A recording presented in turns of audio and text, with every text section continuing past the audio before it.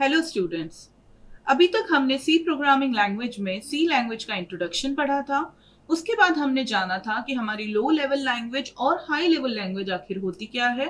फिर हमने समझा ट्रांसलेटर्स को, जिसमें हमने कंपाइलर, असेंबलर और इंटरप्रेटर की फंक्शनिंग पढ़ी थी। उसके बाद हमने पढ़ा था सी प्रोग्रामिंग लैंग्वेज में हम कॉन्स्टेंट्स किस तरीके से यूज करते हैं। हमारा जो सी का बेसिक सिंटेक्स है, प्रोग्राम का बेसिक स्ट्रक्चर है, वो समझा था।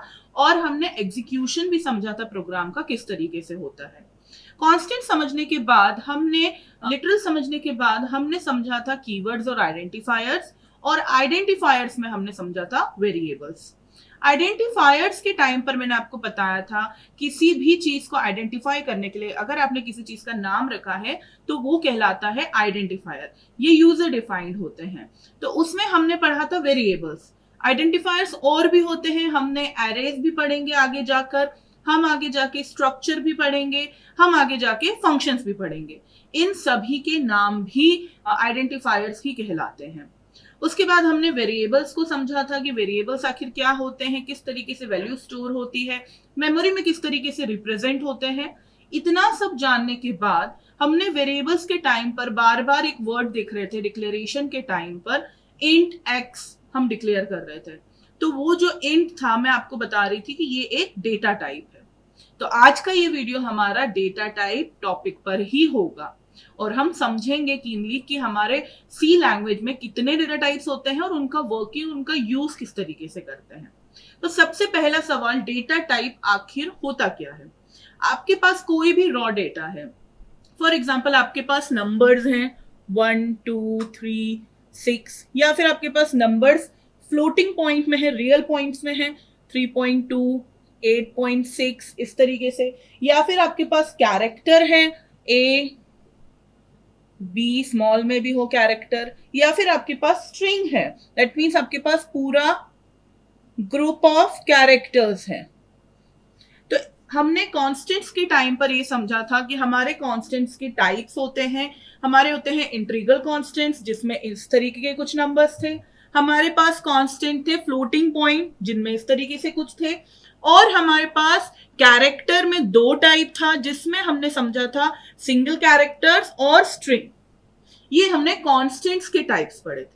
Now depending on this type, हम इस डेटा के टाइप पर ही डिसाइड करते हैं कि डेटा टाइप क्या होगा। हमारे पास सी लैंग्वेज में बहुत सारे डेटा टाइप्स होते हैं और हम उनको एक एक करके समझेंगे। बट डेटा टाइप की अगर आप मेन डेफिनेशन बोलेंगे क्या है, a data type specifies the type of data that a variable will store. आपका जो डेटा टाइप है वो ये बताएगा कि किस तरीके का डेटा आपके वेरिएबल में स्टोर हो रहा है। For example integral data, floating point data, character data. अब हमारे पास जो डेटा टाइप्स होते हैं उनमें सी लैंग्वेज में बेसिकली 3 डेटा टाइप्स होते हैं और सी प्लस प्लस में भी हमारे उसी तरीके से 3 डेटा टाइप्स होते हैं। सबसे पहला होता है हमारा बेसिक, जिसको हम प्राइमरी या फिर बिल्ट इन डेटा टाइप्स भी कहते हैं। सो डेटा टाइप सबसे पहला होता है बेसिक, जिसे हम प्राइमरी या बिल्ट इन डेटा टाइप्स भी कह सकते हैं। दूसरा होता है हमारे पास derived data type, derived data type. फिर उसके बाद हमारा तीसरा होता है इनम्ब्रेशन डेटा टाइप। आज का जो हमारा वीडियो रहेगा वो मेनली फोकस्ड होगा बेसिक या फिर जिनको हम बिल्ट इन डेटा टाइप भी कहते हैं उसके ऊपर। सबसे पहले हम बात करते हैं बिल्ट इन डेटा टाइप की। बिल्ट इन डेटा टाइप वो डेटा टाइप होते हैं जो ऑलरेडी हमारी सी की लाइब्रेरीज में डिफाइंड है। उनका मतलब ऑलरेडी हमारी सी की लाइब्रेरी में डिफाइंड है। हमारे पास जो बेसिक डेटा टाइप्स होते हैं, एग्जाम्पल के तौर पे int for integer data type, char for character data type, float for real constant values या फिर फ्लोटिंग पॉइंट का कांस्टेंट वैल्यूज। एक और होता है हमारे पास डबल नाम का। इंट हमारा जो ये है, ये कीवर्ड है एक। जैसा कि मैंने आपको बताया, बिल्ट इन डेटा टाइप्स या बेसिक डेटा टाइप जो होते हैं वो हमारी सी की लाइब्रेरीज में ऑलरेडी डिफाइंड है। तो ये एक कीवर्ड है, इसे इसी तरीके से लिखेंगे स्मॉल लेटर्स में। कैर भी हमारा एक कीवर्ड है जो कि एक कैरेक्टर वैल्यू को रिप्रेजेंट करता है। फ्लोट भी हमारा एक कीवर्ड है जो कि एक फ्लोटिंग पॉइंट वैल्यू को रिप्रेजेंट करता है। डबल भी हमारा एक कीवर्ड है जो कि फ्लोटिंग पॉइंट वैल्यू को ही रिप्रेजेंट करता है।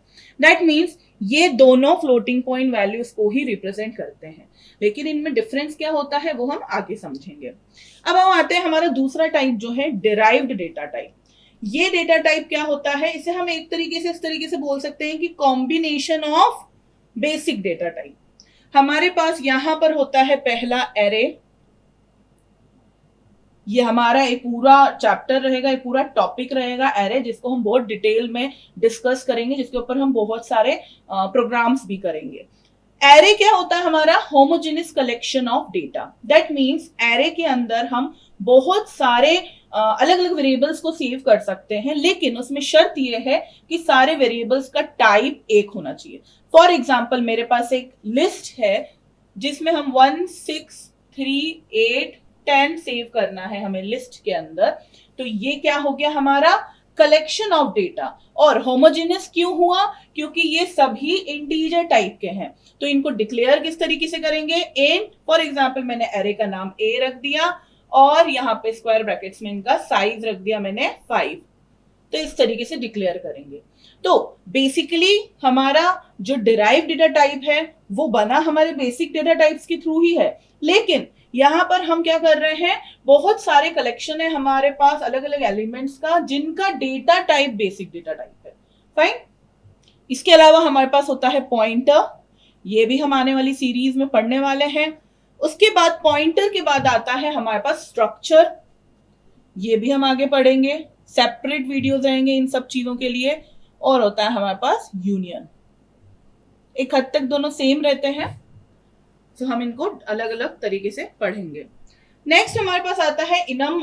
ये जो हमारा डेटा टाइप होता है, ये बेसिकली पहली चीज यूज होता है टाइप डिफाइन के लिए।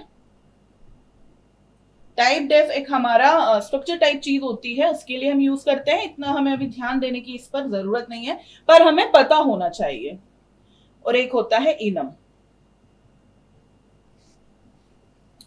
ये है हमारे 3 टाइप के डेटा टाइप, बेसिक, डिराइव्ड, इनमरेशन।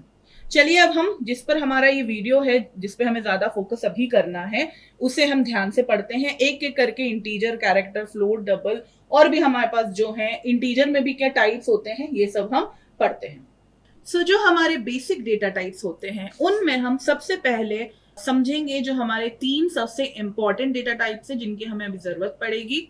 पहला है हमारे पास इंट, दूसरा है हमारे पास फ्लोट, तीसरा है हमारे पास character. Int, float and character. सबसे पहले हम इंटीजर डेटा टाइप्स की बात करते हैं। मान लीजिए अभी मैं जिस कंप्यूटर के बारे में आपसे बात कर रही हूं वो है 32 बिट्स का। उसके अकॉर्डिंगली हम यहाँ पर हमारे डेटा टाइप्स की साइज बता रहे हैं। इंटीजर डेटा टाइप की साइज होती है 2 बाइट्स। फ्लोट डेटा टाइप की साइज होती है 4 बाइट्स। और कैरेक्टर डेटा टाइप होता है 1 बाइट का। जो इंटीजर डेटा टाइप्स होते हैं हमारे 2 बाइट्स के, अगर हम 64 बिट्स के कंपाइलर पर वर्क कर रहे हैं तो उस केस में ये 4 बाइट्स का हो जाता है, लेकिन फ्लोट 4 बाइट्स का ही रहता है वहां पर भी, और कैरेक्टर 1 बाइट का ही रहता है। अब ये जो हमारे 2 बाइट का इंटीजर वैल्यू है, इसकी एक रेंज होती है। रेंज क्या होती है हम ये समझते हैं। हम कोई भी एक वेरिएबल बना रहे हैं, x इक्वल्स टू वैल्यू रख रहे हैं, और अगर उसे इंटीजर टाइप का बना रहे हैं तो कितने डिजिट्स तक हम इसकी रेंज दे सकते हैं। हम क्या इस पर करोड़ वैल्यू, बिलियंस, या फिर उसके आगे भी हम जाएं तो क्या इतने ज्यादा हम वैल्यू सिर्फ एक इंट डेटा टाइप में लिख सकते हैं? तो ऐसा नहीं होता है, हमें एक सर्टेन रेंज मिलती है। अब इंटीजर के मैटर में जो हमारी रेंज होती है वो हमारी नेगेटिव भी होगी और हमारी पॉजिटिव भी होगी, क्योंकि इंटीजर वैल्यूज नेगेटिव वैल्यूज भी होती हैं और पॉजिटिव वैल्यूज भी होती हैं।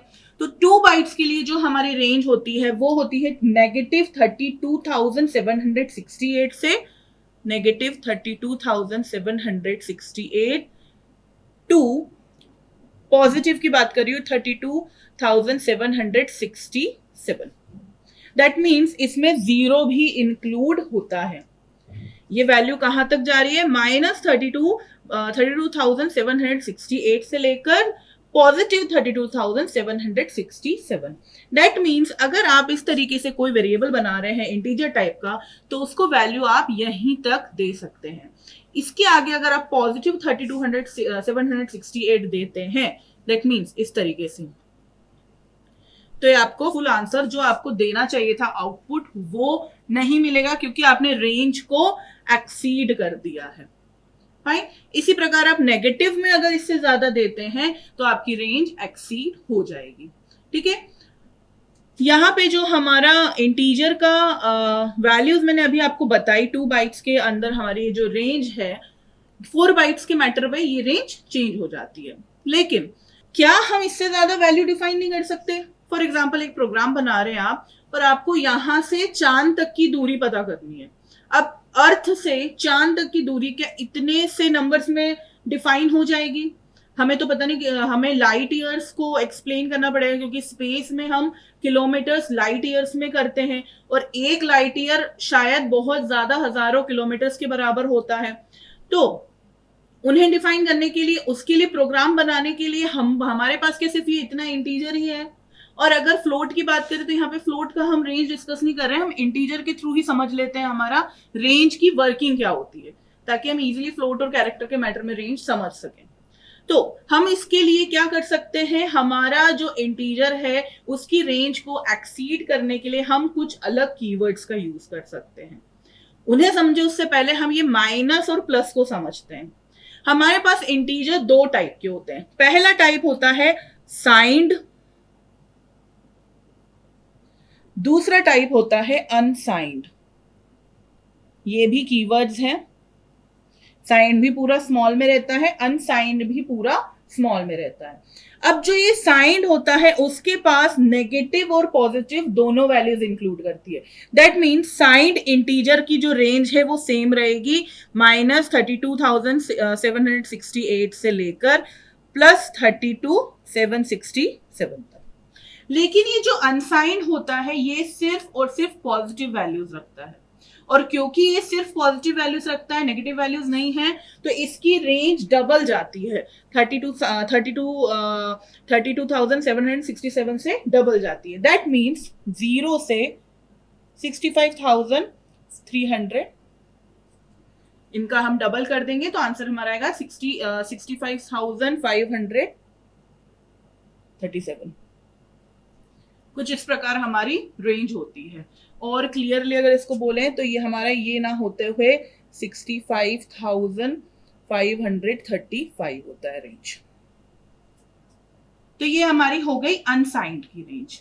इसमें सिर्फ पॉजिटिव वैल्यूज रहेंगी इंक्लूडिंग 0। अब ये जो अनसाइंड की रेंज रहती है और साइंड की भी रेंज रहती है, उसको हम कुछ इस तरीके से समझ सकते हैं। अगर यहां से हमारा 0 स्टार्ट हुआ है रेंज का, ये अनसाइंड के मैटर पे बता रही हूं मैं, तो नेक्स्ट वैल्यू 1, उसके बाद नेक्स्ट वैल्यू 2, उसके बाद नेक्स्ट वैल्यू 3, उसके बाद नेक्स्ट वैल्यू 4, 5, 6, 7, 8, ऐसे करते करते करते करते यहाँ पे जो लास्ट वैल्यू है वो क्या होगी, 65535। राइट, यही होगी लास्ट वैल्यू हमारी। अगर हमारा अनसाइंड वैल्यू इससे ज्यादा, अनसाइंड इंटीजर वैल्यू इससे ज्यादा एक्सीड करता है, दैट मीन्स मैं कुछ इस प्रकार लिखती हूं, अनसाइंड इंट इक्वल्स टू 65536। मैंने एक वैल्यू एक्सीड कर दी है, तो उस केस में ये रिप्रेजेंट कर रहा है 0 को। दैट मीन्स अगर आप इस तरीके से लिखते हैं तो 65536 रिप्रेजेंट कर रहा है 0 को, वापस सर्कल में घूम गया है। 65535 अगर आप 37 अगर आप देते हैं तो वो रिप्रेजेंट करता 1 को। इसी प्रकार आप और आगे बढ़ते जाएंगे तो वो 2, 3, 4 S को रिप्रेजेंट करेगा। तो हमें क्या आउटपुट ये मिलेगा 1, 2, 3, 4, या फिर जितना हमने एक्सीड करा होगा। तो उस केस में हमें समझ नहीं आता है कि ये हो क्या रहा है, हमारा आउटपुट क्यों गलत आ रहा है। उसके पीछे रीजन ये होता है क्योंकि हमने अनसाइंड इंट लिया होता है और हमने रेंज को एक्सीड कर दिया होता है। वैसे ही हमारा यहाँ पर साइंड का होता है, जिसमें यहां से हमारा जो पूरा चल रहा है 0 से लेकर पूरा इस किसी पॉइंट पर हमारा होगा 32767 और फिर इधर नेगेटिव साइड में किसी पॉइंट पर होगा 32768 नेगेटिव में। इसके बाद की वैल्यू 0 रिप्रेजेंट कर देगी। तो इस तरीके से हमारा साइंड और अनसाइंड का रेंज वर्क करता है। हमारा ये जो साइंड अनसाइंड होता है, अब आप जब इंटीजर नॉर्मली बनाते हैं, नॉर्मली अगर आप ऐसा लिखते हैं इंट एक्स, तो आपका ये सवाल होगा कि हमें कैसे पता चलेगा कि वो साइंड है कि अनसाइंड है। तो उसका आंसर आपके सामने लिखा हुआ है। बाय डिफॉल्ट नॉर्मली बिना साइंड कीवर्ड का यूज करे भी आपका जो इंटीजर है या फ्लोट है या कैरेक्टर है, बाय डिफॉल्ट कैरेक्टर नहीं, फ्लोट और इंटीजर बाय डिफॉल्ट साइंड ही होते हैं। दैट मीन्स वो नेगेटिव और पॉजिटिव वैल्यूज दोनों कंटेन कर सकते हैं। लेकिन अगर आपको उसको अनसाइंड बनाना है तो उस केस में आपको कीवर्ड अनसाइंड का यूज करना पड़ेगा इंट कीवर्ड के आगे। तो ये हमारा साइंड अनसाइंड का कॉन्सेप्ट होता है। अब बात करते हैं, अगर इंटीजर का जो रेंज है या फिर जो अनसाइंड का भी रेंज है 65535 तक, अगर मुझे इससे बढ़ाना है तो उसके लिए मैं किस कीवर्ड का यूज कर सकती हूँ? लॉन्ग कीवर्ड का। लॉन्ग भी एक कीवर्ड है। लॉन्ग कीवर्ड का मैं इंट कीवर्ड के आगे यूज करूंगी इस तरीके से, long int x equals to, और अब मैं वैल्यू यहां पर इससे ज्यादा एक्सीडेड वैल्यू दे सकती हूं। अब एक्सीडेड वैल्यू में भी अब रेंज है, कहां तक दे सकती हूं? तो कुछ 2 लाख समथिंग हमारा हाईएस्ट रेंज रहता है और ऐसे ही नेगेटिव में भी -2 लाख समथिंग रहता है। अगर उससे भी ज्यादा देना है, वैल्यूज मुझे एक्सीड करना है, तो मैं यहाँ पर एक और लॉन्ग लगा सकती हूँ, तो ये × 2 हो जाएगी पूरी रेंज।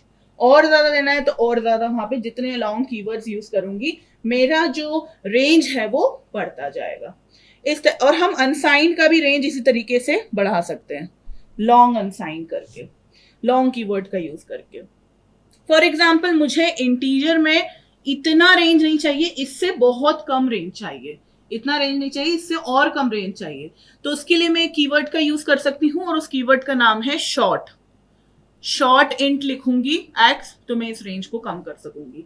2 बाइट्स से तो कम नहीं हो पाएगा, लेकिन 4 बाइट्स के मैटर में जब हम 4 बाइट्स का इंटीजर यूज कर रहे होते हैं, उस मैटर में हम शॉर्ट इंट यूज कर सकते हैं ताकि हमारी रेंज कम हो जाए। तो ये हमारा इंटीजर का अलग अलग वैल्यूज हम अगर उनको टाइप्स में डिफाइन करें तो साइंड अनसाइंड होता है, और अगर हम उनकी रेंज को एक्सीड या डिक्रीज करना चाहते हैं तो उस केस में लॉन्ग और शॉर्ट कीवर्ड का हम यूज कर सकते हैं। अब आते हैं हम फ्लोट पर। फ्लोट में भी यही सारी लॉजिक रन होती है, सभी यही लॉजिक। फ्लोट में आप, लेकिन एक चेंज आता है, फ्लोट के अलावा भी हमारे पास फ्लोटिंग पॉइंट्स को रिप्रेजेंट करने के लिए एक और कीवर्ड होता है, उसको बोलते हैं डबल। और फ्लोट 4 बाइट्स का है, डबल 8 बाइट्स का होता है। दैट मीन्स इसकी रेंज भी हाई होती है और बड़े हम जितने भी हमारे वैल्यूज हैं, फ्लोटिंग वैल्यूज, हम डबल में सेव कर सकते हैं। अगर हमें और रेंज एक्सीड करनी है तो हम लिख सकते हैं लॉन्ग डबल, इस तरीके से। ये हमारा फ्लोट का रहता है। अब हम आते हैं हमारे कैरेक्टर पर। मैंने जब आपको ये सभी कुछ एक्सप्लेन करा और फिर बोला फ्लोट में भी इसी तरीके से वर्किंग रहती है, तब मैंने आपको इस समय ये बताया था कि इंटीजर बाय डिफॉल्ट क्या होता है? साइंड होता है। आपने अगर कीवर्ड साइंड नहीं लिखा है तो इंट आपका साइंड की तरह ही बिहेव करेगा, जिसकी रेंज नेगेटिव से पॉजिटिव वैल्यूज तक रहेंगी। और अगर उसे हमें सिर्फ पॉजिटिव वैल्यूज तक लिमिटेड रखना है तो अनसाइंड बनाना पड़ेगा। लेकिन जब हम कैरेक्टर की बात कर रहे हैं, यहाँ पे जो सबसे पहले साइज है वो सिर्फ 1 बाइट है। वो आप कितने भी बड़े कंप्यूटर पे वर्क कर रहे हैं, आपका कैरेक्टर का साइज 1 बाइट ही रहेगा, 1 byte. That means 8 bits only. सो इसकी जो हमारी बाय डिफॉल्ट कैटेगरी होती है वो होती है अनसाइंड। बाय डिफॉल्ट कैरेक्टर एक अनसाइंड कैरेक्टर ही होता है। अगर हमने यहाँ पर किसी भी प्रकार का कीवर्ड यूज नहीं करा है, दैट मीन्स वो अनसाइंड रहेगा और सिर्फ पॉजिटिव वैल्यूज रहेगी उसमें। अब क्वेश्चन ये आता है कि कैरेक्टर तो हमारे होते हैं अल्फाबेटिकल, या फिर स्ट्रिंग्स हम जो यूज करते हैं उनको हम ऐसे कैसे बोलेंगे कि वो नेगेटिव है या पॉजिटिव है? तो अब वहां आते हैं हमारे पहले लेक्चर पर, जो सबसे पहला डिस्कशन हुआ था सी स्टार्ट करने से भी पहले, कि हमें प्रोग्रामिंग की क्या जरूरत है, हम प्रोग्राम क्यों लिखते हैं। तब मैंने आपको ये एक्सप्लेन किया था कि मशीन लैंग्वेज होती है 0 और 1, उसको रिप्रेजेंट करने के लिए हम यहाँ पर हाई लेवल लैंग्वेज में लिखते हैं हमारा प्रोग्राम, कंपाइलर उसके मशीन लेवल लैंग्वेज में कंप्यूटर को समझाता है, ये प्रोसेस होती है। That means for every character there is a integer value, हर एक कैरेक्टर के लिए उसकी खुद की एक इंडिविजुअल इंटीजर वैल्यू होती है। ठीक है, इसको हम और अच्छे से समझेंगे, बट अभी हम यहाँ पे रेंज पहले डिस्कस कर लेते हैं। इसकी रेंज होती है, अगर ये साइंड है तो 128 टू पॉजिटिव 127, ये हमारी रेंज होती है कैरेक्टर्स की। अगर अनसाइंड है तो, अगर साइंड है तो, अगर अनसाइंड है तो उस केस में होती है 0 से 255 तक, 0 से 255 तक। अब ये रेंज इस प्रकार क्यों होती है, क्योंकि हमारा जो कैरेक्टर्स हैं, जितने भी कैरेक्टर्स हमारे पास अवेलेबल हैं हमारे सी लैंग्वेज में, उन सभी कैरेक्टर्स की खुद की एक पर्सनल इंटीजर वैल्यू होती है। एग्जाम्पल के तौर पे आपको मैं बताऊं, अगर कैपिटल ए की बात करें तो उसकी खुद की इंटीजर वैल्यू होती है 65। अब इस इंटीजर वैल्यू को एक्चुअली में हम बोलते क्या है, आस्की वैल्यू बोलते हैं। ये इसकी आस्की वैल्यू है और ये इसी तरह रिप्रेजेंट होती है। 65 से लेकर हमारी रेंज, अब इसमें 26 प्लस कर दीजिए, दैट मीन 65 अगर ए है तो बी क्या होगा हमारा 66, सी वैल्यू क्या होगी हमारी 67। इसी प्रकार हमारा सारे कैरेक्टर्स ए से लेके जेड तक होते हैं।